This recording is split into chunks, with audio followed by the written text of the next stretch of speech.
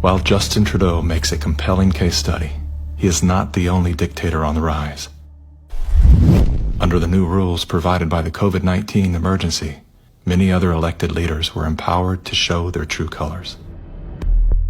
Interesting how they all marched in perfect lockstep while chanting the same slogans. This pandemic has provided an opportunity. Here we are now with an economy in crisis, but with an incredible opportunity. It's certainly a major crisis, but it also offers us a unique opportunity. Unprecedented opportunity to rethink and reset. The great opportunity for reset. Opportunity for us to reset. For a reset.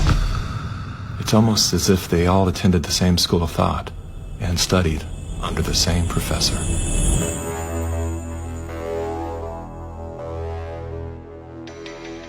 Some people would say this revolution is characterized by the fight of robots against human beings. And we will win this fight. Professor Klaus Schwab was born in 1938 in Ravensburg, Germany, where Nazi crimes against humanity were committed. His father, Eugene Wilhelm Schwab, was the managing director of Escher Weiss Ravensburg, a company that used slave labor to manufacture weapons of war for the Third Reich. While Klaus's father was at the helm, the Nazi Party awarded Escher Weiss Ravensburg the title of National Socialist Model Company. Years later, Klaus Schwab joined the board of directors at Escher Weiss Ravensburg, where he played a key role in the development of South Africa's nuclear weapons program during the darkest years of the racist apartheid regime. Today, Klaus Schwab is the founder and executive chairman of the World Economic Forum. If you'd like to meet the people who are supposed to repair the state of the world, or give a piece of your mind to the bankers who helped get us into this mess, we can tell you where to find a lot of them. The World Economic Forum. Founded in 1971, the World Economic Forum is an international private organization which receives billions of tax-free dollars from its members and their global enterprises. Every year, the WEF brings together its members with world leaders, big pharma executives, tech titans, Hollywood celebrities, media personalities, and internet influencers to meet in the secluded mountains of Davos, Switzerland. It is a tiny town folded into the Swiss Alps, a village where you could bump into Bill Clinton, Bill Gates, the head of Google, and the Queen of Jordan, all in one place. A lot of reporters cover the forum, but few get inside. It turns out there are two Davoses, one you see and one you don't. After hours, there are hundreds of private parties where deals are done. People who can't be seen together in public can meet here. Your Royal Highnesses, Excellencies, distinguished heads of state and government, the future is built by us, by a powerful community as you here in this room. Klaus Schwab, the founder of the WEF, is particularly upfront and even proud of his ability to shape and influence world politics. I created the community of global shapers as a means, as a force to shape our common future. And of course, their Global Young Leaders program is a grooming ground so that when they ultimately infiltrate cabinets, We penetrate the cabinets. they will likely tend to govern a certain way. Nobody will be safe if not everybody is vaccinated. The names and the countries he mentioned ended up being some of the most dystopian and authoritative during this pandemic. Names like Ms. Merkel, Vladimir Putin, and so on. Other names? Jacinda Ardern, Sebastian Kurz, Mauricio Macri, Mark Zuckerberg, Jack Ma, Gavin Newsom, Stéphane Bancel, Chelsea Clinton, Leonardo DiCaprio, Sanjay Gupta, Dr. Leana Wen, Alexander and Jonathan Soros, George Soros' sons, and several of the Rothschilds.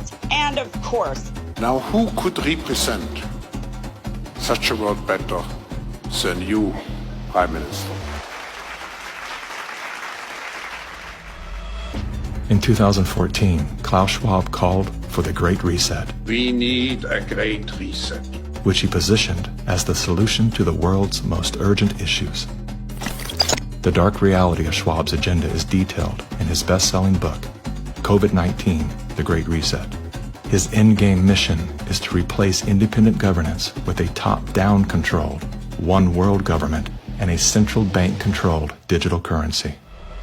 When they say, you'll be happy, what they mean is, you'll be enslaved. That's why they're talking about a Great Reset. That's why they're talking about introducing this quasi-communist, quasi-socialist agenda. They know we've run the course where we cannot continue down the path of the ever-increasing indebtedness because we have a generation that quite literally cannot afford to buy a house. Millions of Americans are priced out of buying a home. And so it's easy to tell that generation, we're going to forgive your college debt. Student debt relief. And set your expectations lower. You're going to rent forever. We're going to celebrate the tiny house movement. We're going to do all of these things which sound cool because they're shaping our narrative so that we become capable of expecting less. What we need to do is not expect less. We need to remove inefficiencies so we can experience more.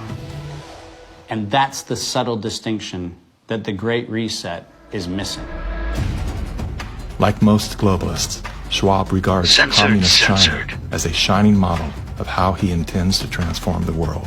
We now welcome His Excellency Xi Jinping. China has made significant economic and social achievements under your leadership.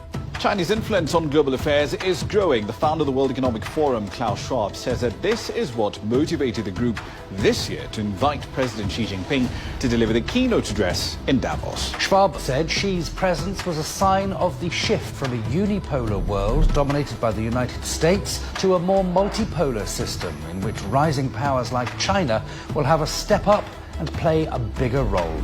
I think it's a role model for many countries. But we have to go one step further.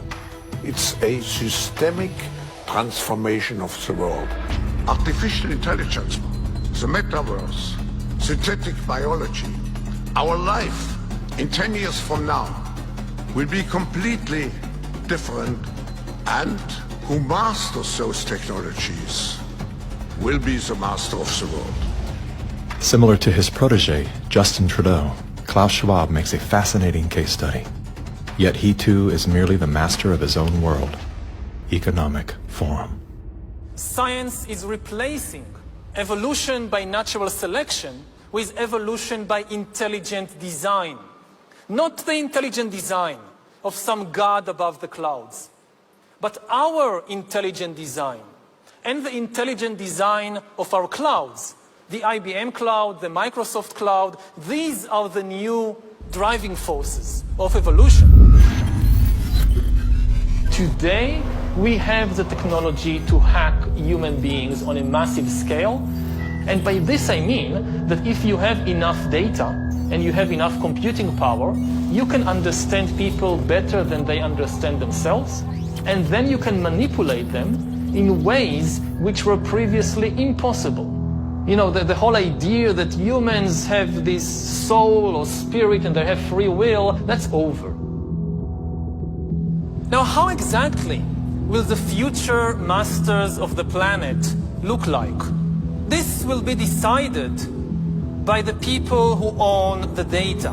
Foreign powers can collect, store, and exploit biometric information from COVID tests. U.S. intelligence officials tell CBS News that China is trying to collect Americans' DNA in hopes of controlling the future of healthcare. China's test kits are a tool to help China compile genetic data. The Chinese aren't the only ones exploring this technology. The U.S. is working on it as well. The White House is ramping up its COVID response, announcing Americans can once again get free COVID test kits as concerns are growing over a rare... Data is the most important asset in the world.